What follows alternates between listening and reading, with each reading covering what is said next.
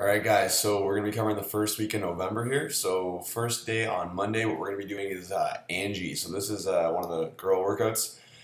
This one is very taxing on the metabolic system because of the fact that there's really no reason to be stopping for the most part. It's all body weight movements, all gymnastic stuff. So, when we're going through this, you're going to be picking a certain level that you feel you're going to be able to complete and not really ruin your body for the next week. There's 100 of pull-ups, push-ups, sit-ups, and squats. One big thing you really have to be aware of is with the pull-ups, this is one of those workouts where if you do overdo this workout, you will feel it for the remainder of the week, and you want to be careful on that side. I always put a 10-minute cap on this for the pull-up portion, and that is I don't want you guys overdoing it. If you're taking 15 minutes to complete 100 pull-ups or 75 pull-ups or whatever level you are, it's overkill. You don't need to be doing that. Even really hitting that high end on the 10-minute mark. So if you're taking 9.5 minutes, that's going to be a lot on your system.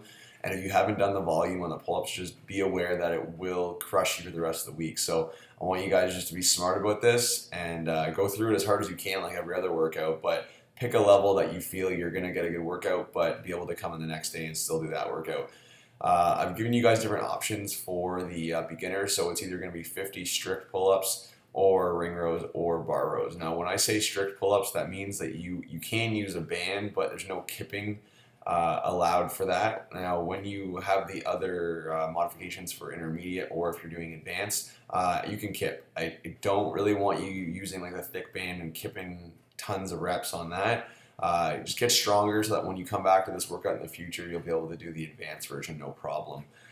This workout usually takes between 25 to 30 minutes. For the seasoned CrossFit vet, it's usually under 20 minutes. So you're looking to try to be in that like high teens range, low 20s, and really push yourself through on this. On the squats, make sure that you are getting that full depth. I do see some people when they get into the higher rep ranges, they start to slack on that level. So really focus on getting that full range of motion and opening the hips to the top. On Tuesday, what we're going to be doing is some sort of snatch, whether it be hang squat snatch or hang power snatch. Now, in the middle there for the intermediate, one of the issues people have is actually getting under the bar and catching into that solid overhead squat position. So what I've given you guys the option of doing is doing a hang power snatch, get set up, and then do an overhead squat. Now you're going to be doing threes, so you do that sequence, so hang power snatch, overhead squat, and then repeat that 2 more times. Your Metcon then for that day is going to be a 12-minute AMRAP, so you're going to be doing some sort of what you did in really the exact same thing that you've done in the strength. So for the advanced, you do your hang squat snatch. For the intermediate, you have the same sequence that I just mentioned, and then beginner is going to be hang power. Or you have the option of doing alternating dumbbell snatch. So if you're really new and you're just learning this movement, how to actually aggressively open your hips and whatnot, and your overhead position just isn't there yet, don't worry. Just go down to the dumbbells. You're going to be doing alternating snatches for 8 reps per side.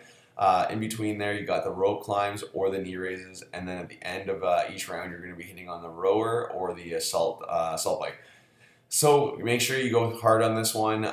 Focus on your rope climbs. It's going to be grip intensive for all of these movements, so you're going to have to make sure that you do have your rope climbs down pretty good. Even with the knees to elbows or the knee raises, that's definitely taxing as well. So just be aware of that going into that. On Wednesday, it's my birthday, so I always program the exact same workout every year. It's always Ryan for the workouts. That's a hero workout. So hero workouts are always fairly tough. That's what the whole point of it is, to honor someone that's died in line of duty or combat or whatnot. So this one is 5 rounds for time of 7 muscle ups and 21 burpees. So that is a lot of burpees and a lot of muscle ups. So as you know, when I program muscle ups, we're going to scale those down to different levels. So you can see the different levels on the screen here. You're going to pick something that you're able to move through pretty good. This should be one of those workouts that takes you a little over 20 minutes. So keep that in mind. So we have 2 of those this week. So it's going to be tough for the conditioning portion of that. But just don't go too hard on the burpees on the first 2 rounds, or you'll just be a slug for the rest of it. You want to make sure that you're consistent the whole way through on that one. On Thursday, we have cleans, so some sort of, or we're all doing, hang power cleans. Once you're done all of those, we're going to be going into our accessory work for pendulum rows, just 3 sets of 10 for everyone with a quick little rest in between there of a minute. Your Metcon is going to be scored for total reps, so you can see this on the screen here, what we're going to be doing. It's going to be 1 minute AMRAP, rest 30 seconds, 2 minute AMRAP, rest 30 seconds, etc. Key to this, your power clean and your thruster has to be the same weight. And I want you guys to pick a weight that is not a strength workout. So you're not trying to just go prescribed to 135 or 95 and picking the bar up, dropping it, picking it up, dropping it, that kind of thing. That's fine for the power cleans as long as you're moving quickly through them. But for the thrusters, don't just be dropping it. You want to at least get like 5 reps minimum before you put that bar down. Pick your weights according to that. So on the burpees at the end, I want to see everyone just completely exhausting themselves for that 1 minute. And then again, it's total reps for all the movements combined as your score. Try not to bound the box jumps as well. With the box jumps being 3 minutes straight, I don't want anyone having any issues with their Achilles. So on Friday, what we're going to be doing, our strength is going to be back squats, and there's the different tempos there for the different levels.